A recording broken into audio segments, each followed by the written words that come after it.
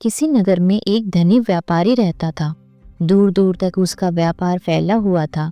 नगर के सभी लोग उस व्यापारी का सम्मान करते थे। इतना सब कुछ संपन्न होने के बाद भी वह व्यापारी बहुत दुखी था, क्योंकि उसके कोई पुत्र नहीं था। पुत्र प्राप्ति की इच्छा से व्यापारी प्रत्येक सोमवार भगवान शिव की व्रत पूजा किया करता था और शाम के समय शिव मंदिर में जाकर शिव जी के सामने घी का दीपक जलाया करता था।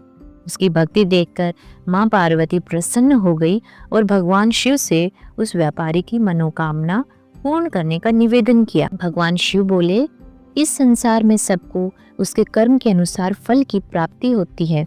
जो प्राणी जैसा कर्म करते हैं उन्हें वैसा ही फल प्राप्त होता है।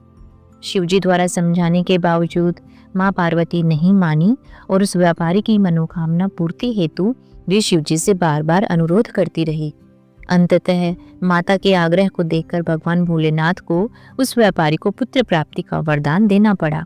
वरदान देने के पश्चात भोलेनाथ मां पार्वती से बोले, आपके आग्रह पर मैंने पुत्र प्राप्ति का वरदान तो दे दिया, परंतु इसका यह पुत्र 16 वर्ष से अधिक समय तक जीवित नहीं रहेगा। उसी समय भगवान शिव उस व्यापारी के स्वप्न में आए और उसे पुत्र प्राप्ति का वरदान दिया और उसके पुत्र के 16 वर्ष तक जीवित रहने की भी बात बताई। भगवान के वरदान से व्यापारी को खुशी तो हुई, लेकिन पुत्र की अल्पायु की चिंता ने उस खुशी को नष्ट कर दिया। व्यापारी पहले की तरह सोमवार के दिन भगवान शिव का विधिवत व्रत करता रहा। कुछ महीनों के बाद उसके घर एक अति सुंदर बालक ने जन्म लिया और घर में खुशियां ही खुशियां भर गई। बहुत धूमधाम से पुत्र जन्म का समारोह मनाया गया, परंतु व्यापारी को पुत्र जन्म की अधिक खुशी नहीं हुई, क्योंकि उसे पुत्र की अल्पायु के रहस्य का पता था। जब पुत्र 12 वर्ष का हुआ तो व्यापारी ने उसे उसके मामा के साथ पढ़ने के लिए वाराणसी भेज दिया। लड़का अपने मामा के साथ शिक्षा प्राप्ति हेतु चल दिया।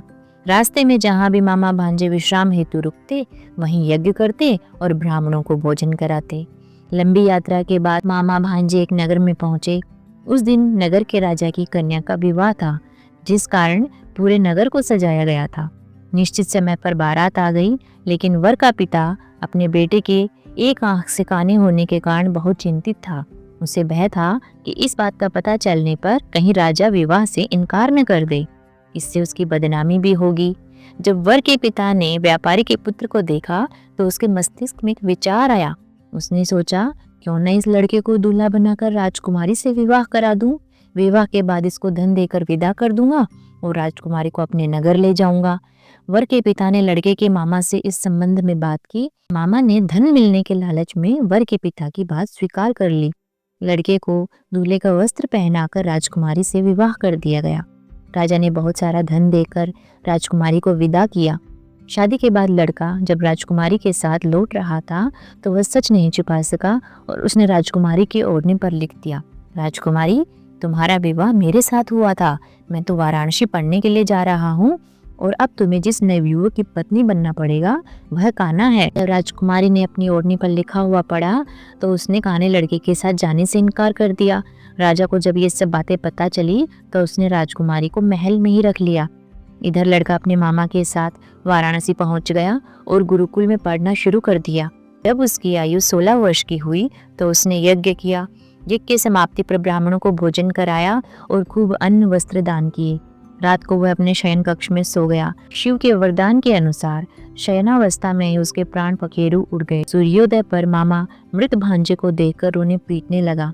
आसपास के लोग भी एकत्र होकर दुख प्रकट करने लगे।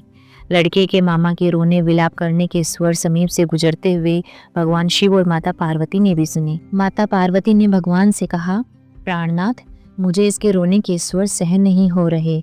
आप इस व्यक्ति के कष्ट को अवश्य दूर करें। भगवान शिव ने माता पार्वती के साथ अदृश्य रूप में समीप जाकर देखा तो भोलेनाथ माता पार्वती से बोले, यह तो उसी व्यापारी का पुत्र है जिसे मैंने 16 वर्ष की आयु का वरदान दिया था। इसकी आयु पूरी हो गई है। माँ पार्वती ने फिर भगवान शिव से निवेदन कर उस बालक को जीवन देने का आग्रह किया। माता पार्वती के आग्रह पर भगवान शिव ने उस लड़के को जीवित होने का वरदान दिया और कुछ ही पल में वह जीवित होकर उठ गया। शिक्षा समाप्त करके लड़का मामा के साथ अपने नगर की ओर चल दिया। दोनों चलते हुए उसी नगर में पहुंचे जहां उसका विवाह हुआ था। उस नगर में भी यज्ञ का आयोजन किया। समीप से गुजरते हुए नगर के राजा ने यज्ञ का आयोजन देखा और उसने तुरंत ही लड़के और उसके मामा को पहचान लिया। यज्ञ के समाप्त होने पर राजा मामा और लड़के को महल ले गया और कुछ दिन उन्हें महल में रखकर बहुत सारा धन, वस्त्र आदि देकर राजकुमारी के साथ विदा कर दिया। इधर भूखे प्यासे रहकर व्यापारी और उसकी पत्नी बेटे की प्रतीक्षा कर रहे थे। उन्होंने प्रतिज्ञा कर रखी थी कि यदि उन्हें अपने बेटे की मृत्यु का समाचार मिला तो दोनों अपने प्राण त्याग देंगे। परंतु जैसे ही उसने अपने बेटे के जीवित वापस लौटने का समाचार सुना तो वह बहुत प्रसन्न हुआ। वह अपनी पत्नी और मित्रों के साथ नगर के द्वार पर पहुंचा। अपने बेटे के विवाह का समाचार सुनकर पुत्र वधू राजकुमारी को देखकर उसकी खुशी का ठिकाना न रहा। उसी रात भगवान शिव ने व्यापारी के स्वप्न में आकर कहा, हे श्रेष्ठी, मैंने तेरे सोमवार के व्रत करने और व्रत कथा सुनने से प्रसन्न होकर तेरे पुत्र को लंबी आयु प्रदान की है। पुत्र की लंबी आयु जानकर व्यापारी बहुत प्रसन्न हुआ। शिव भक्त होने तथा सोमवार का व्रत करने से व्यापारी की सभी मनोकामनाएं पूर्ण हुई। इसी प्रकार जो भक्त सोमवार का विधिवत व्रत करते हैं और व्रत कथा सुनते हैं, उनकी सभी इच्छाएं पूरी होती हैं। श्री शिव शंकर भोलेनाथ।